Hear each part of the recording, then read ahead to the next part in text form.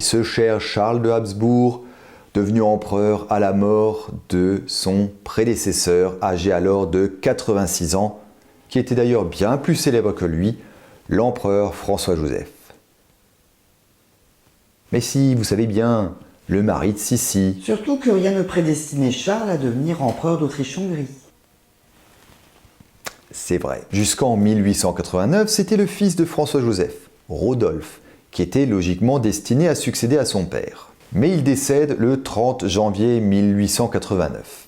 C'est alors l'archiduc François-Ferdinand qui devient le suivant dans l'ordre de succession. Mais vous savez très bien ce qu'il s'est passé le 28 juin 1914, son assassinat avec sa femme Sophie à Sarajevo, qui fut également l'étincelle qui fit basculer le monde dans la Première Guerre mondiale, mais qui fit aussi de Charles le nouvel héritier des couronnes d'Autriche et de Hongrie. Après le décès de François-Ferdinand, Charles s'installe avec sa femme Zita et ses enfants au château de Schönbrunn, lieu de résidence de la famille impériale. Début 1916, l'archiduc Charles est affecté au grand quartier général austro-hongrois, puis il exerça le commandement sur le front italien, puis sur le front russe, et enfin sur le front roumain. Mais arrive le 21 novembre 1916, l'empereur François-Joseph meurt. Charles Ier devient dès lors Charles Ier, empereur d'Autriche, roi apostolique de Hongrie, roi de Bohême, de Dalmatie, de Croatie, de Slavonie, de Lodomérie, d'Illyrie, roi de Jérusalem, archiduc d'Autriche, grand-duc de Toscane et de Cracovie. Stop! Attends, tu ne vas pas nous faire toute cette titulature quand même. Mais la liste est longue et c'est intéressant. Tu sais bien qu'elle est interminable. Abrège. D'accord. L'une des caractéristiques de l'empereur Charles, c'est qu'il voulait abréger le conflit. De ce fait, il engagea des négociations indirectes avec les Alliés par l'intermédiaire de sa femme Zita et surtout de son beau-frère, Sixte de Bourbon-Parme, officier dans l'armée belge, pour tenter d'obtenir une paix de compromis. Mais cette initiative, lancée sans consulter l'Allemagne, échoue.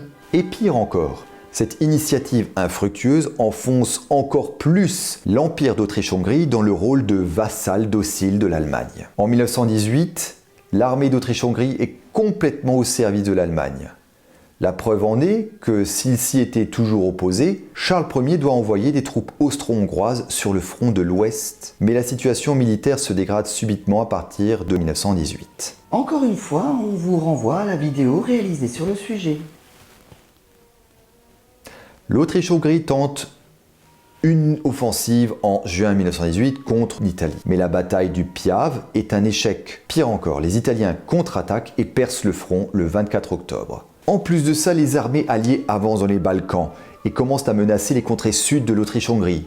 Elles pourraient arriver jusqu'à Budapest. Et pourquoi pas jusqu'à Vienne? Sans compter que la Roumanie, qui avait été défaite et qui a dû signer un traité de paix avec les puissances centrales, dénonce le traité de paix et reprend la guerre aux côtés des Alliés. Plus encore, la paix avec la Russie bolchevique n'est finalement pas plus une très bonne affaire pour l'Empire, puisque les prisonniers austro-hongrois qui ont été libérés retournent dans une Autriche-Hongrie exsangue, asphyxiée par le blocus allié. À la conjonction de ces défaites militaires et de la lassitude des peuples, les différentes nationalités déclarent leur indépendance les unes après les autres, malgré le manifeste de Charles Ier déclarant la création de nouveaux États au sein de l'Empire austro-hongrois, selon les nationalités, alors même que les désertions se multiplient et que les armées se dissolvent. Le point final de la guerre pour l'Autriche-Hongrie, c'est l'armistice de Vilaygiusti, signé le 3 novembre 1918. Et pour Charles, me direz-vous, ça va pas fort.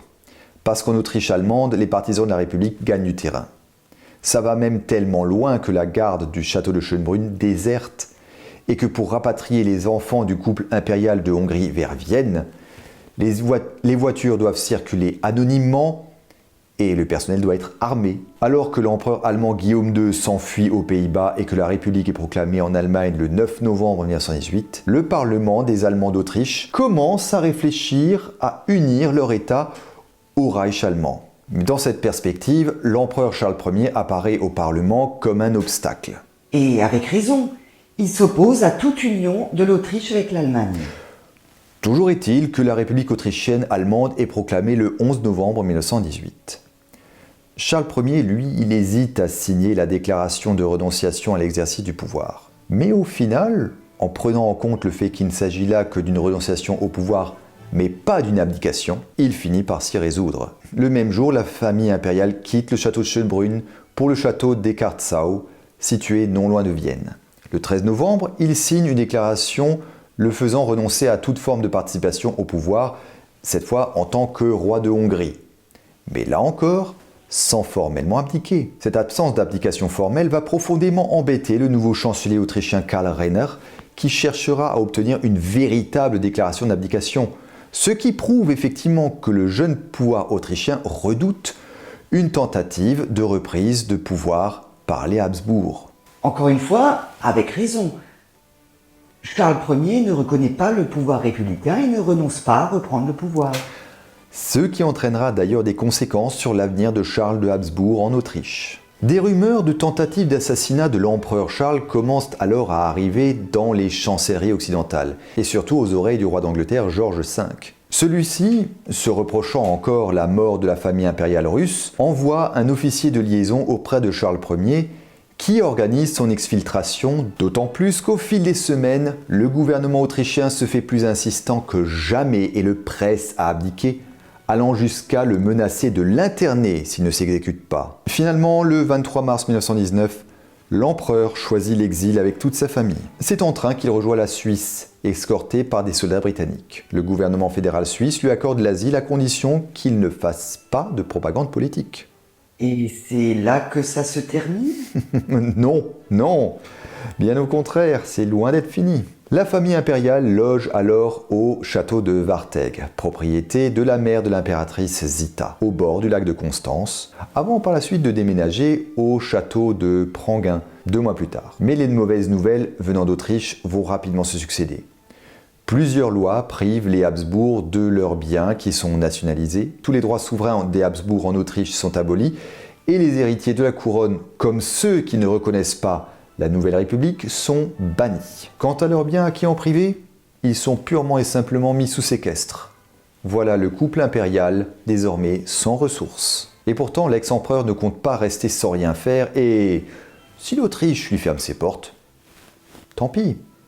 Il tourne alors son regard vers la Hongrie. Pour résumer vraiment très grossièrement et très rapidement, la situation en Hongrie s'est stabilisée, elle est passée successivement de République démocratique à République soviétique avant de redevenir un royaume, mais sans roi. À ce moment-là, le pouvoir était détenu par un régent. À l'époque, l'amiral Miklós Horthy, ancien commandant en chef de la flotte impériale austro-hongroise. Après la signature du traité de Trianon le 4 juin 1920, Charles Ier pense que c'est le bon moment pour revenir en Hongrie, le traité de paix ne l'interdisant pas formellement. Après tout, durant la période trouble de la République soviétique de Hongrie, c'est l'ex-empereur Charles qui avait poussé la représentation nationale hongroise à confier le ministère de la guerre à l'amiral Horthy. De plus, en février 1920, l'amiral Horthy avait assuré son ancien souverain de sa fidélité. Il est à noter aussi que le président du Conseil français de l'époque, Aristide Briand, l'avait assuré oralement de son soutien, ne s'opposant pas au fait accompli si Charles arrive à retrouver son trône de Hongrie.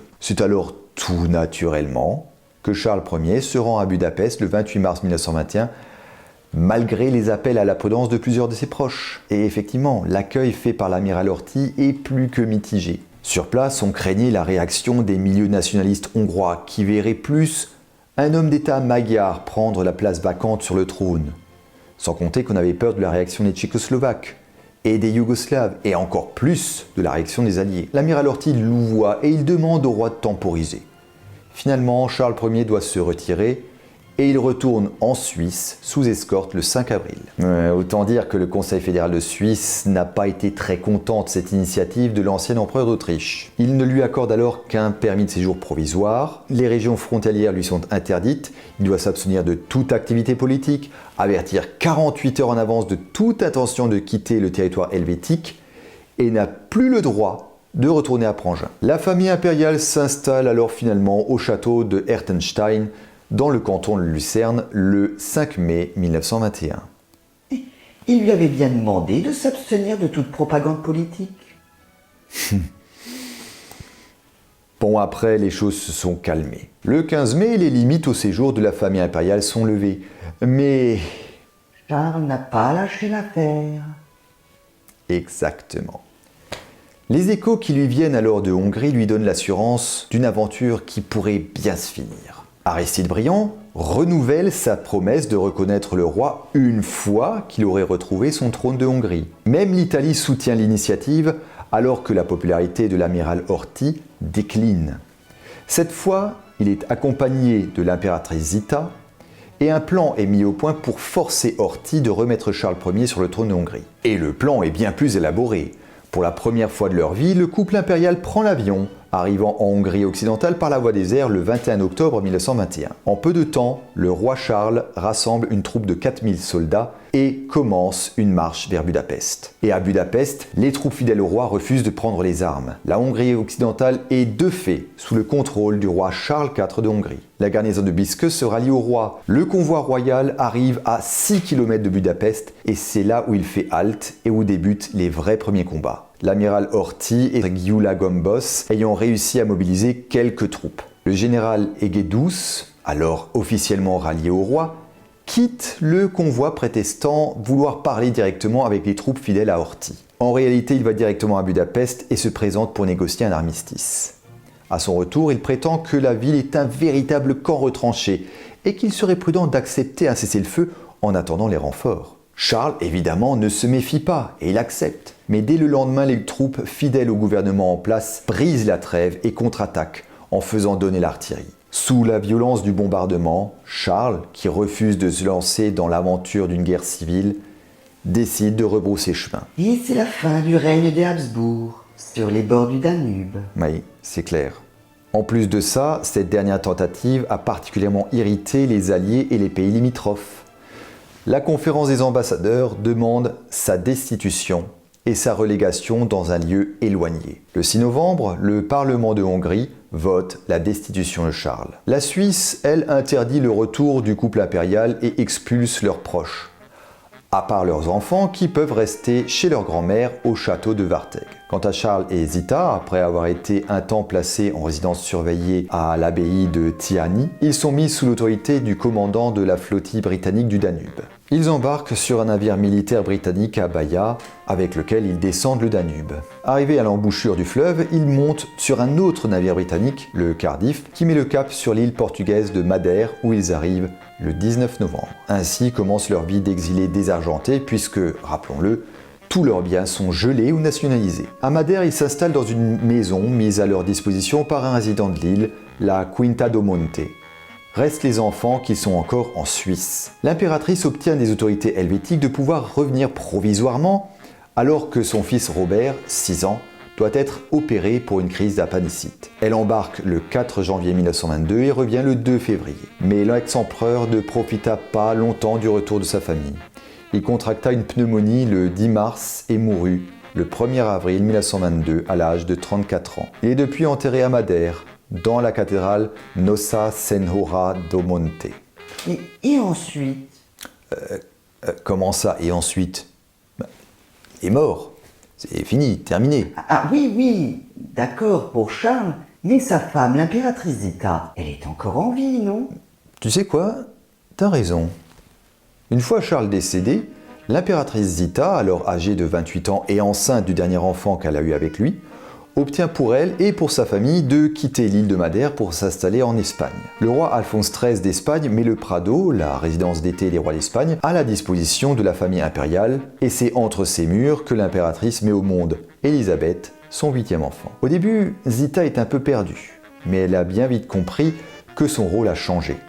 Elle est désormais chef de famille et régente de la maison des Habsbourg-Lorraine, en attendant la majorité de son fils aîné Otto. Elle a bien fait comprendre à ses enfants que le monde a changé et que désormais chacun devrait apprendre un métier. Elle décline l'offre du roi d'Espagne de prendre en charge l'éducation des enfants. Elle veut qu'ils soient instruits selon les méthodes autrichiennes et hongroises et sous sa supervision. Trouvant les étés en Castille trop étouffants, la famille impériale déménage pour Lekeitio. En juin 1923, une ville de bord de mer au Pays Basque. Zita y achète la villa Uribarren qui prend des allures de petite école où les enfants impériaux voient passer des précepteurs de différentes nationalités. A noter que la situation financière finit elle aussi par s'améliorer.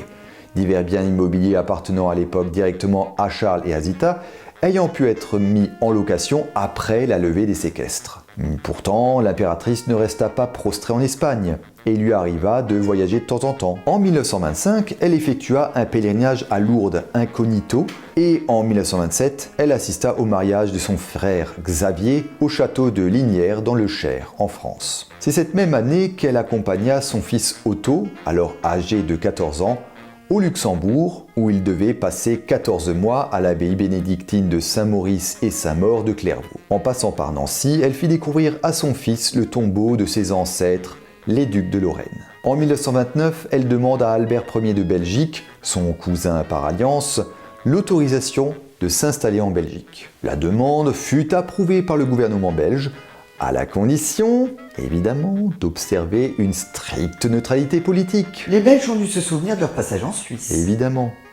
En 1930, la famille impériale s'installe dans le château de Terham, à quelques kilomètres de Bruxelles, ce qui permet à Otto de s'inscrire à l'université de Louvain. Zita y maintient une sorte de cour miniature où l'étiquette des Habsbourg-Lorraine est maintenue, même si le train de vie est loin d'être royal.